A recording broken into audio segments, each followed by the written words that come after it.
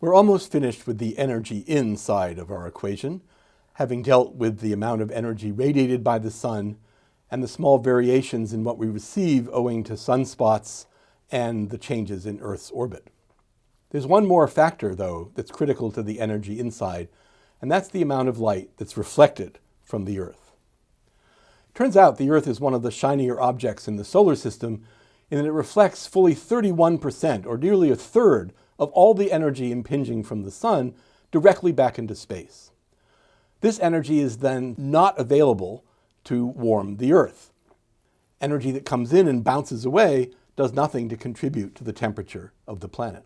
Where is this 31% number coming from, and does it ever change? Well, as you're familiar with by now, all these things change with time, because the sunlight coming in can reflect off the clouds, which clearly change day to day.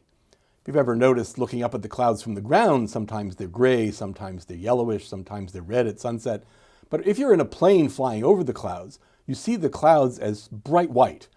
And what that indicates is that all of the radiation coming in from the sun is being reflected directly back into space and is not contributing all to the energy budget of the Earth. When the light gets through the atmosphere, it can reflect off ice and snow. The ice caps in Arctic and Antarctica are permanent, but in the northern hemisphere in winter, large parts of the landmass are covered with snow. And as you know, if you've been skiing on a sunny day, you need sunglasses because the light reflects very readily off the snow and again, directly back into space without warming the Earth. Then there's plant life on the surface of the Earth, which has been evolving over hundreds of millions of years to be good at absorbing solar energy and using that energy to make the plant grow. And so regions of the planet covered with lots of plant life are very good at absorbing energy, reflect very little, whereas desert areas reflect more light back into space. Finally, and this is a complicated one, there are aerosols, by which I don't mean spray cans, but I mean little tiny particles suspended in the atmosphere. These both come from natural sources like dust storms and volcanoes, and from man-made sources like burning coal and oil in fossil fuel plants and out of tailpipes. And these tiny particles play an ambivalent role because some of them are very dark and absorb sunlight and therefore do warm the planet, whereas others are quite shiny and reflect sunlight back into space. And the balance between these two kinds of aerosols is something we have to include carefully in our models. So, we're done with the energy inside of the equation. What now determines the energy outside, the energy that's radiated back into space? This is much simpler in that there's one completely dominant factor, and that's the composition of the Earth's atmosphere. Because there's a little complication with this energy in equals energy out equation, and that is that the sunlight coming in from outside is being radiated by a body, the surface of the sun, that's 5,780 degrees, and as a consequence, produces most of its energy in the range of wavelengths of light that our eyes can detect, and to which our atmosphere is almost completely transparent. And so the light impinging on the atmosphere from above passes right through to the ground and absorbed by the ocean and the land. However, the Earth, of course, is not at 5,780 degrees. The Earth is only at about 58 degrees Fahrenheit or 16 degrees Celsius, and as a consequence, it radiates an entirely different set of wavelengths. Wavelengths that are longer than the solar energy, wavelengths in what we call the infrared part of the spectrum. And the molecules in the atmosphere are not transparent as they are to visible light to the infrared radiation.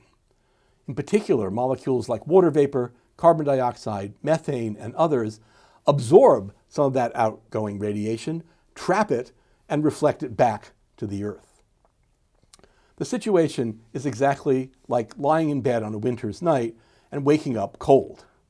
You're cold because your body is constantly, day and night, radiating energy at roughly the same rate as a 100-watt light bulb. And that energy leaving you lowers your temperature. Well, your body doesn't like your temperature to be lower, and so it wakes you up, and you get up and you pull a blanket on. What that blanket does is trap the infrared radiation that your body is trying to radiate and makes a nice warm little cocoon for you to sleep in. But if you think, oh God, it's really cold in here, I have to do a little more, and you pull 3 or 4 more blankets on, then you're likely to wake up in an hour in a sweat, because all of the radiation that's trying to leave your body is trapped in this cocoon around you, your body can't cool off, and it starts to get warmer and warmer. The atmosphere then acts exactly like the blankets on your bed. They trap some of the infrared radiation and make it warmer. Absent the atmosphere, the Earth would likely be uninhabitable. With no atmosphere, its equilibrium temperature would be about 15 degrees Fahrenheit, and most of the Earth would be frozen. This has actually happened in the past, about 650 million years ago. Most of the Earth froze over, the oceans and the land. There were only a few regions of open water near the equator and maybe some volcanoes poking through. But today, the Earth's temperature is considerably warmer, and we only have ice that's permanent at the poles. The blanket of the atmosphere, therefore, is essential for life as we know it on our planet. But just as pulling on 4 or 5 blankets in bed will make you too hot, increasing the number of greenhouse gases in this planet's atmosphere will do the same thing.